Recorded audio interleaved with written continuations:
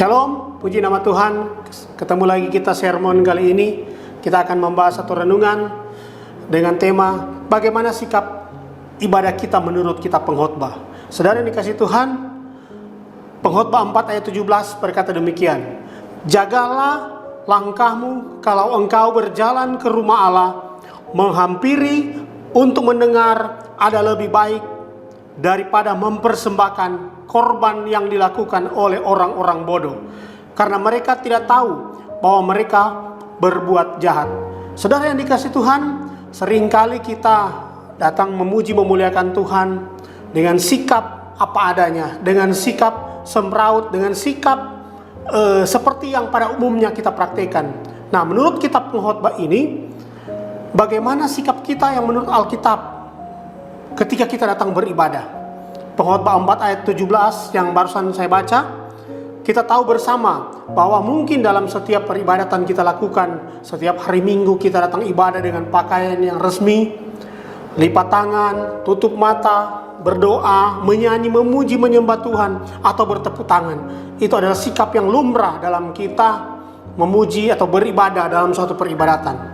Akan tetapi, saudara yang dikasihi Tuhan, firman Tuhan datang kepada kita, menarik di kitab Pengkhotbah ini bahwa ada satu aturan sikap beribadah justru menggunakan istilah-istilah yang tidak lazim. Saudara yang dikasihi Tuhan, firman Tuhan dalam Pengkhotbah 4 ayat 17 ini berkata, ketika engkau datang beribadah, ketika engkau akan datang memuji memuliakan Tuhan, jagalah langkahmu, menghampiri dan mendengarkan. Mengapa saudara pengkhotbah itu memakai istilah-istilah ini? Hari ini kita belajar saudara, bagaimana sikap kita beribadah menurut kebenaran Alkitab di dalam kitab Pengkhotbah ini. Pertama, sikap beribadah yang harus kita praktekkan dalam peribadatan zaman sekarang adalah menjaga langkah kaki kita. Mungkin tidak asing kita dengar atau sudah biasa kita dengar. Kata jagalah ini saudara-saudara yang di Alkitab, di dalam perjanjian lama itu diibaratkan sebagai seseorang yang bekerja sebagai penjaga.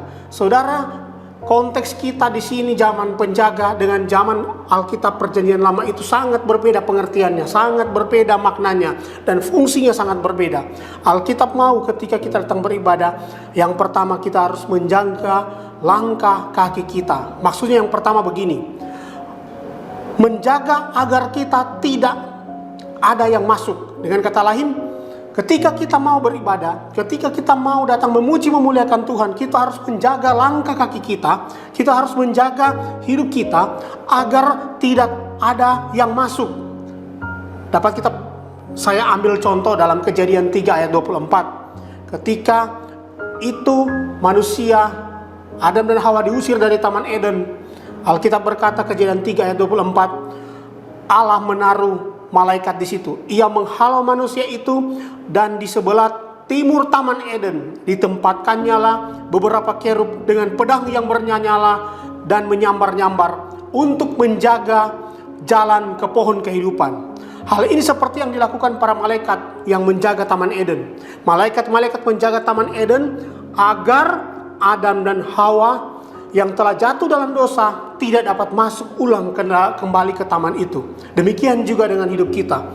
Ketika kita mau beribadah, kita harus menjaga maknanya, menjaga hidup kita agar kita tidak kebobolan dari serangan-serangan kuasa kegelapan yang bisa menjatuhkan kita dalam berbagai macam cara, menjatuhkan kita dalam dosa dengan berbagai macam cara, dengan berbagai macam trik, sehingga kita tidak layak beribadah. Nah, Alkitab katakan kita harus menjaga langkah kaki kita dengan cara menjaga supaya kita tidak kebobolan dengan serangan kuasa kegelapan. Yang kedua, konteks menjaga di sini adalah melindungi. Kita harus menjaga langkah kaki kita dengan pengertian melindungi. 1 Samuel 17 ayat 20 dapat kita pengerti bahwa Alkitab berkata, keesokan harinya pagi-pagi Daud membangun lalu berkemas.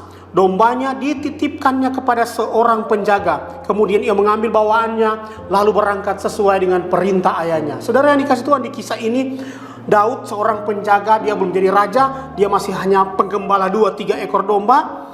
Tetapi ketika ayahnya suruh pergi kepada kakak-kakaknya untuk membawa makanan, di medan pertempuran, domba-dombanya itu dia titip kepada penjaganya. Dalam arti kata, penjaga itu bukan hanya sekedar menjaga, tetapi melindungi domba-domba itu. Karena pada zaman dulu, saudara yang dikasih Tuhan, domba-domba itu sangat rentan dengan serangan binatang-binatang buas yang bisa menerkam kapan saja. Karena domba-domba itu berada di padang belantara, jadi binatang-binatang buas bisa datang menyerang kapan saja, bisa datang menghancurkan atau memakan domba-domba itu. Daud menitipkan domba-domba itu kepada penjaganya. Dengan kata lain, penjaga itu melindungi, menjaga dan melindungi. Nah, Tuhan mau juga kita harus hidup kita ketika kita mau datang beribadah, menghampiri hadirat Tuhan. Kita harus punya tanggung jawab di dalam kita melakukan pemeliharaan, melindungi kehidupan kita. Artinya kita sebagai seorang ayah melindungi, menjaga anak-anak kita atau orang-orang yang dipercayakan Tuhan untuk kita layani. Kita sudah diberi kuasa dan otoritas Allah, otoritas Kristus. Kita harus pakai itu untuk pekerjaan pelayanan Tuhan. Kita menjaga domba-domba yang dipercayakan kepada kita, minimal menjaga keluarga kita, saudara kita. Pasti ketika kita percaya Tuhan, melayani Tuhan, ada tanggung jawab yang Tuhan percayakan kita untuk menjaga, melindungi. Nah, ini konteksnya. Berbicara ketika kita datang beribadah, memuji, memuliakan Tuhan, sebelumnya kita harus menjaga langkah kaki kita. Salah satu contohnya, kita harus melindungi tanggung jawab kita supaya kita tidak kebobolan. Dalam arti, jagalah yang ketiga ini. Poin yang ketiga, waspadalah atau tidak lengah. Saudara dikasih Tuhan, kita harus waspada, kita harus tidak lengah dalam memelihara langkah kaki kita untuk datang beribadah. Yang dimaksud di sini adalah waspada atau tidak lengah sedikit pun. Saya ambil contoh dalam 1 Samuel 26 ayat 16 berbunyi, tidak baik hal yang kau perbuat itu. Demi Tuhan yang hidup, kamu ini harus mati karena kamu tidak mengawal Tuhanmu, orang yang diurapi Tuhan itu. Sekarang lihatlah di mana tombak raja dan kendi yang ada di sebelah kepalanya. Di kisah ini berbicara tentang Abner yang adalah pelindung Raja Saul. Arti kata panglima, jenderalnya Raja Saul. Dia bisa kebobolan. Dengan kata lain, Daud bisa masuk mengambil tombak Raja Saul, mengambil kendi itu tanpa sepengetahuan jenderalnya. Dengan kata lain, Abner ini kebobolan. Dia tidak waspada, dia lengah sehingga Daud bisa masuk. Ini berikan contoh bahwa sikap kita dalam menjaga untuk datang beribadah, menghampiri rumah Tuhan, kita tidak boleh kebobolan, kita tidak boleh lengah sehingga iblis mencuri damai sejahtera. Sama seperti mungkin kita sering alami dalam kehidupan kita. Ketika kita datang mau memuji, memuliakan Tuhan, mau datang persiapan, mau ibadah, mau melayani, ada saja masalah yang terjadi. Seperti saya rasa mungkin kita dalam kehidupan setiap hari ketika kita mau mencari Tuhan, punya niat untuk cari Tuhan, ada saja masalah yang menghalau kita sehingga ada sukacita yang hilang dalam hidup kita. Ada masalah yang bikin kita membuat supaya kita tidak datang beribadah.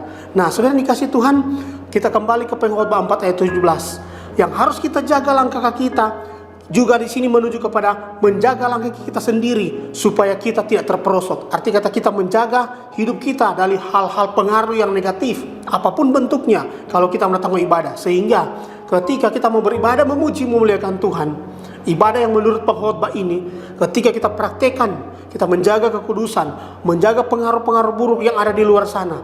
Saudara sadar atau tidak sadar, kita sedang dijaga oleh Tuhan. Kita juga dijaga oleh Tuhan karena kita mau menjaga tanggung jawab kita, yaitu kekudusan. Ketika kita mau datang menghampiri Tuhan, ketika kita datang memuji, memuliakan Tuhan, Tuhan akan menjaga hidup kita.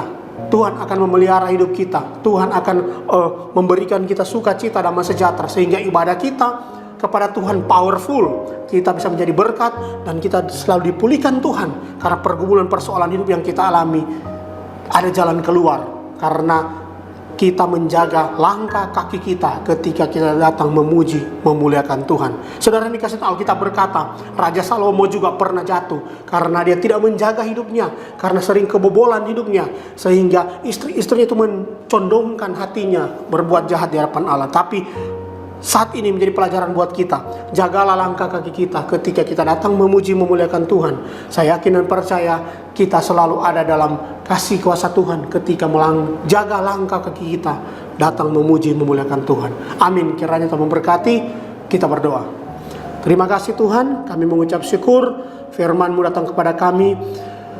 Untuk kami senantiasa menjaga langkah kaki kita ketika kita datang mau beribadah, ketika kita datang memuji memuliakan Tuhan, dengan perlindungan penyertaan Tuhan yang sempurna. Tugas dan tanggung jawab dari pihak kami Tuhan, kami menjaga langkah kaki kami. Tolong kami ya Roh Kudus, kuatkan kami, mampukan kami, agar ketika kami datang beribadah memuji memuliakan Tuhan, kami menjadi orang yang powerful secara rohani, powerful di dalam Tuhan. Terima kasih Bapa, terpujilah namamu. Kami mengucap syukur dalam nama Tuhan Yesus. Haleluya.